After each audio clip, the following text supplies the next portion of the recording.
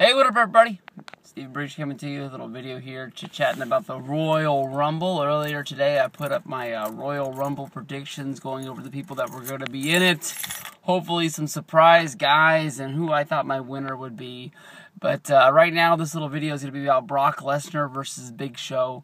And honestly, I'm honestly sort of proud of Big Show, how he ended up in this match here today. I know that it sort of seems like they're burning through Brock's dates real fast this year, trying to almost use him up, you could say, before, you know, pay-per-view isn't pay-per-view anymore.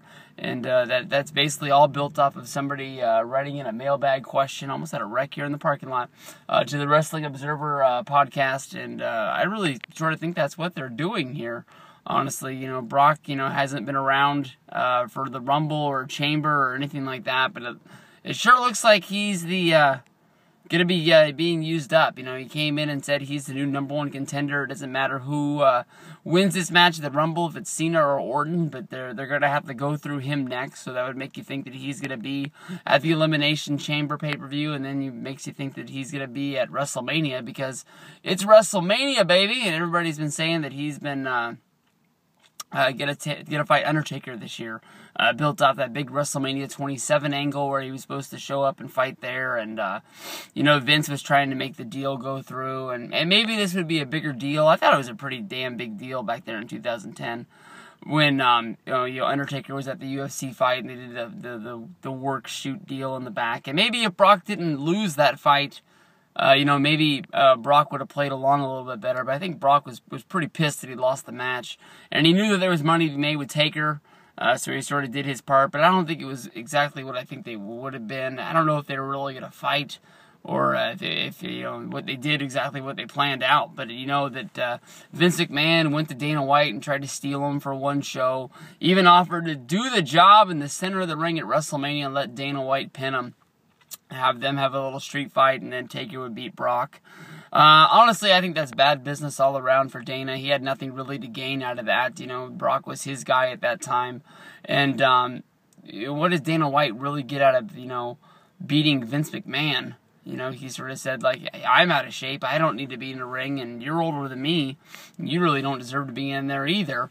But, I mean, you're letting your UFC champion, even though everybody knows wrestling's fake, we all still love it. But, I mean, like, we know that, like, well, Brock's a badass. You know, to be the UFC champion, you pretty much have to be the toughest man on the planet.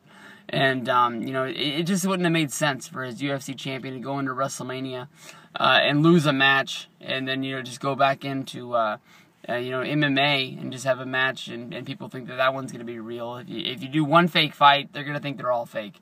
And that's why I'm just waiting for somebody from UFC to come out and say that one fight's rigged, because that's all I need to prove it. I really do think that along the way, you know, a lot of the stuff has worked. And I know that I have a small opinion on that. And I don't know why the fuck I'm talking about that in a video about Brock Lesnar versus Big Show. But, you know, think of all the shit that Big Show's been through this year, you know, with him, you know, late last year, early last year, getting fired, and then Laurinaitis bringing him back, and him having the ironclad contract, and then basically him being a heel that nobody gave a shit about, but then he sort of turned face at WrestleMania in order to fight the Shield, and then he, you know, turned heel at WrestleMania. That didn't really last that long, and then, you know, him just magically turning babyface again, and just, you know, this back and forth shit, and then having to go through everything with Triple H and the Authority, building up to what looked like it was going to be a Triple H match, but then when, you know, all the, you know, air got let out of the bag early with the Survivor Series match with Big Show going up against Randy Orton, you know, that sort of got canceled, and then here we are in a match that if you would have told me was going to happen without watching the last few weeks of TV, you know, I would have been like, nobody's going to give a shit about that. And I really want to. I know there's not a chance in hell the Big Show's going to win this match.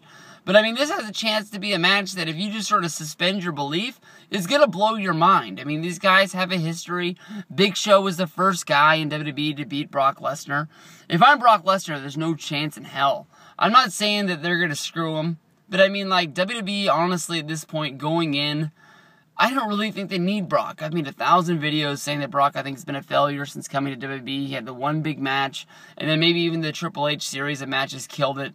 But I just don't think people are buying these shows to see him. I think one time worked, and, you know, the length of this deal it sort of shows you that, you know, when Brock does show up, it's pretty badass. And we all watch and we all love it. But I think when everybody heard that Brock was being signed and being brought back to WWE, I think he was supposed to bring more viewers, increase the wrestling fandomonium, and, you know, that means more people tuning into TV, more people buying pay-per-views, and just, you know, shit becoming what it once was back in the day. And I don't think Brock's done that. That's why I think I call Brock a failure. But I'm still taking any and all bets.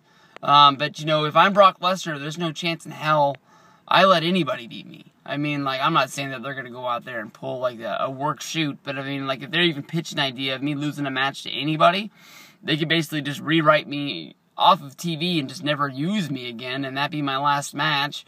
Yeah, I'm going to get paid, and I go out looking like you know, I lost to the Big Show. But, I don't know. No chance in hell. But, you know, Big Show, you know, standing up for Mark Henry, coming out there, getting in his face, throwing him around the last few weeks has honestly been really, really fun to watch TV. So, rock on, boys. Put on a good match. But no chance in hell, Big Show, you're getting a win. But I'm proud of you, buddy.